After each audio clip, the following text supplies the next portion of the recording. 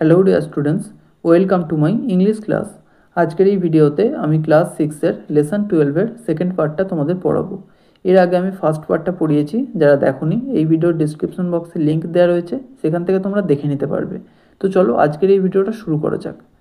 বলছে ড্রিম মানে স্বপ্ন ইজ এ সিরিজ, একটা ক্রম।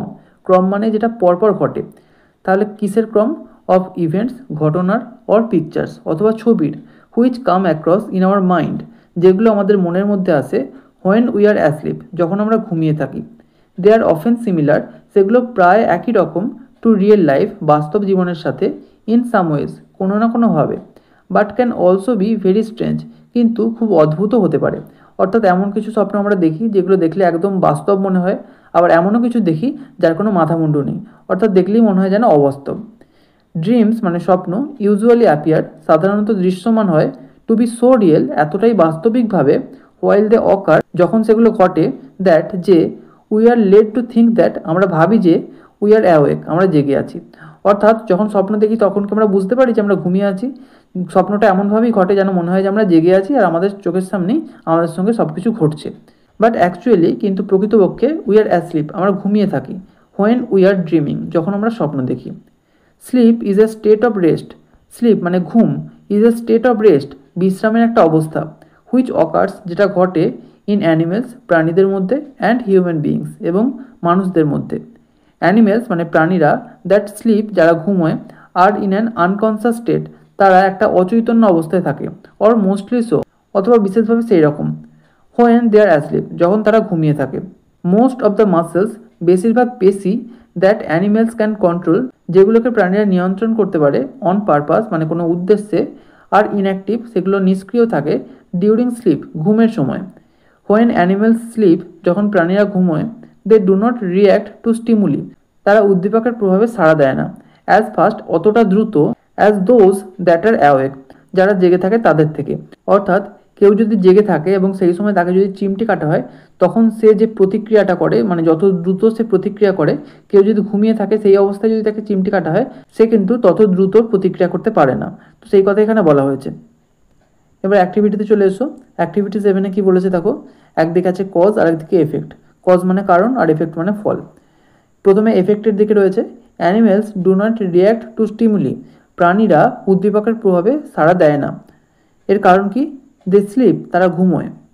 বি, স্লিপিং অ্যানিমেলস মানে ঘুমন্ত প্রাণীরা, আর ইন এ স্টেট অফ আনকনসাসনেস, একটা অচৈতন্য অবস্থার মধ্যে থাকে। এর ফলে কি হয়?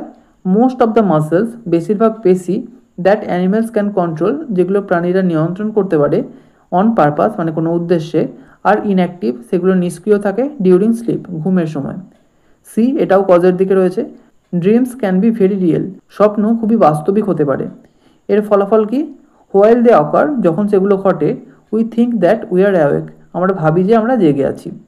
অ্যাক্টিভিটি 8, মেক মিনিংফুল সেন্টেন্সেস, অর্থপূর্ণ বাক্য তৈরি করো, অফ ইউর ওন, তোমার নিজের থেকে, উইথ দ্য ফলোয়িং ওয়ার্ডস, নিচের শব্দগুলি দিয়ে। প্রথমে আছে সিমিলার মানে একই রকম। This cycle is similar to that of my brother, এই সাইকেলটা আমার ভাইয়ের সাইকেলের মতো একই রকম। 2 নম্বর আছে আনকনসাস মানে অবচেতন। হোয়েন উই আর আনকনসাস, যখন আমরা অবচেতন থাকি, উই আর নট অ্যাওয়্যার, আমরা অবগত হই না, অ্যাবাউট দ্য রিয়েল লাইফ, বাস্তব জীবন সম্পর্কে। 3 নম্বর আছে পারপাস মানে উদ্দেশ্য। Everybody should have a purpose in his life, প্রত্যেকের নিজের জীবনে একটা উদ্দেশ্য থাকা উচিত। 4 নম্বর আছে ইনঅ্যাক্টিভ মানে নিষ্ক্রিয়। A car is inactive without its fuel, জ্বালানি ছাড়া গাড়ি নিষ্ক্রিয়। অ্যাক্টিভিটি 9, আইডেন্টিফাই চিহ্নিত করো দ্য টাইপস অফ সেন্টেন্সেস, বাক্যের ধরন, গিভেন বিলো, যেগুলো নিচে দেওয়া রয়েছে। Write down in the given boxes, সেগুলোকে নিচের বাক্সের মধ্যে লেখো। তো এখানে যে সেন্টেন্সের টাইপগুলো আমাদের করতে হবে সেটা হলো বাক্যের অর্থের দিক থেকে। প্রথমেই বলে রাখি, অর্থের দিক থেকে বাক্য 5 প্রকারের। প্রথমে অ্যাসার্টিভ সেন্টেন্স। অ্যাসার্টিভ সেন্টেন্স কি? যে ধরনের বাক্যের সাহায্যে কোনো সাধারণভাবে কোনো কথা বলা হয় বা সাধারণ কোনো বিবৃতি দেওয়া হয়, সেটাই হলো অ্যাসার্টিভ সেন্টেন্স। তারপরেই রয়েছে ইন্টারোগেটিভ সেন্টেন্স। ইন্টারোগেটিভ সেন্টেন্স কি?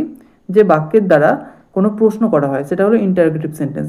তারপর আছে ইম্পারেটিভ, যে বাক্যের দ্বারা কোনো আদেশ, উপদেশ, অনুরোধ ইত্যাদি বোঝানো হয়, সেগুলো হলো ইম্পারেটিভ সেন্টেন্স। এরপর রয়েছে অপটেটিভ সেন্টেন্স। অপটেটিভ সেন্টেন্স কি? যে বাক্যের দ্বারা কোনো ইচ্ছা বা প্রার্থনা বোঝানো হয়, সেটাই হলো অপটেটিভ সেন্টেন্স। আর রয়েছে এক্সক্লামেটরি সেন্টেন্স, যে বাক্যের দ্বারা কোনো আবেগ, উচ্ছ্বাস, বিস্ময় এইসব প্রকাশ করা হয় সেগুলোকে বলা হয় এক্সক্লামেটরি সেন্টেন্স। তো চলো আমরা দেখে নিই কোনটা কী ধরনের সেন্টেন্স। 1 নম্বরে রয়েছে দেখো, sleep is a state of rest. ঘুম বিশ্রামের একটা অবস্থা। এটা একটা সাধারণ বাক্য, একটা সাধারণ বিবৃতি দেওয়া হচ্ছে, তাহলে এটা হলো অ্যাসার্টিভ সেন্টেন্স। ASSERTIVE সেন্টেন্সটা আমি আর লিখলাম না, যেহেতু অল্প জায়গা আছে, তোমরা সেন্টেন্সটা লিখে নিও। 2 নম্বরে আছে, how is the weather today. আজকে আবহাওয়াটা কেমন। এখানে দেখো প্রশ্ন করা হচ্ছে একটা, তাহলে প্রশ্ন করা হলে এটা হবে interrogative sentence. INTEROGATIVE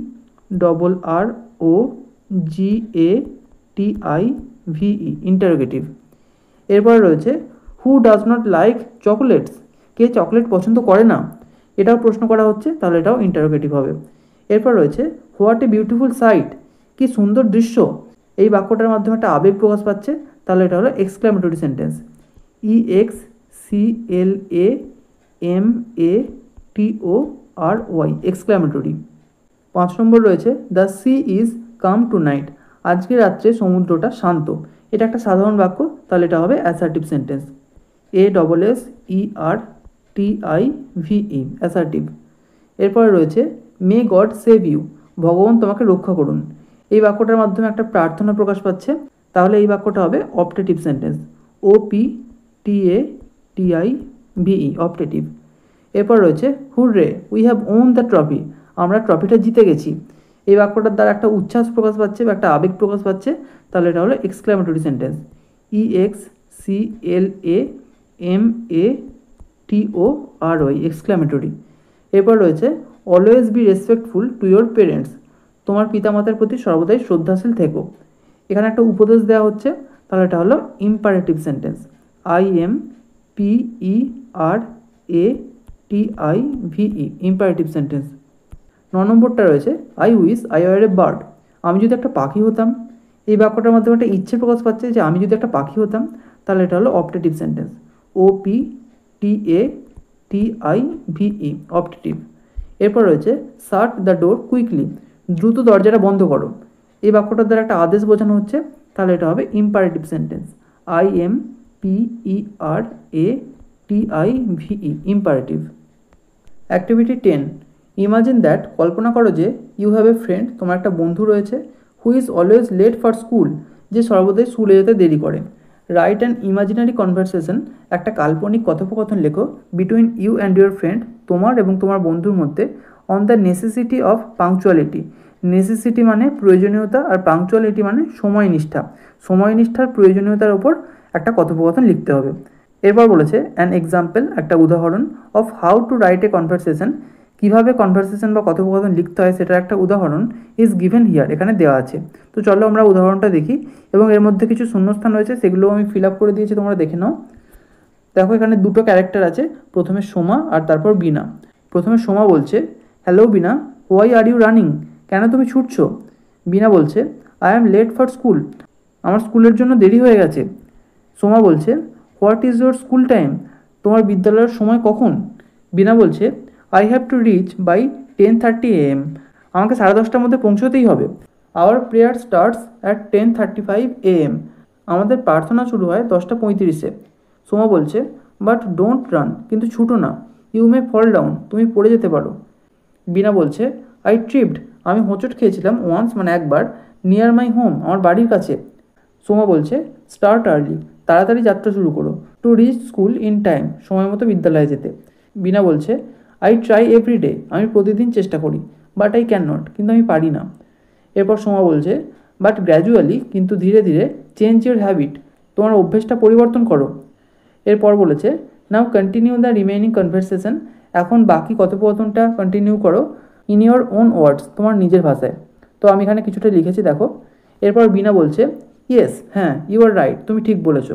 by the way, do you have no school today. যাই হোক, তোমার কি আজকে স্কুল নেই। সোমা বলছে, নো, না। I have taken a leave for 3 days। আমি 3 দিনের জন্য ছুটি নিয়েছি। As my grandfather is ill. যেহেতু আমার দাদু অসুস্থ। এরপর বিনা বলছে, oh sad to hear that. শুনে খারাপ লাগলো। এরপর সোমা বলছে, নাও হারি আপ। এখন তাড়াতাড়ি করো। You are already late. তোমার ইতিমধ্যেই দেরি হয়ে গেছে। এখানে সোমা বানানটা একটু ভুল হয়েছে, SOMA হবে, এখানে ই হয়ে গেছে, তোমরা একটু ঠিক করে নিও। আর এরপরে বিনা বলছে ওকে বাই, ঠিক আছে বিদায়। এখানেই শেষ করছি ভিডিওটা। যদি ভালো লেগে থাকে একটা লাইক করো, আর অবশ্যই চ্যানেলটিকে সাবস্ক্রাইব করে বেল আইকনটিকে অল করে রাখো, যাতে আমাদের আগামী সমস্ত ভিডিওর নোটিফিকেশানগুলো তোমরা পেতে পারো। Thank you.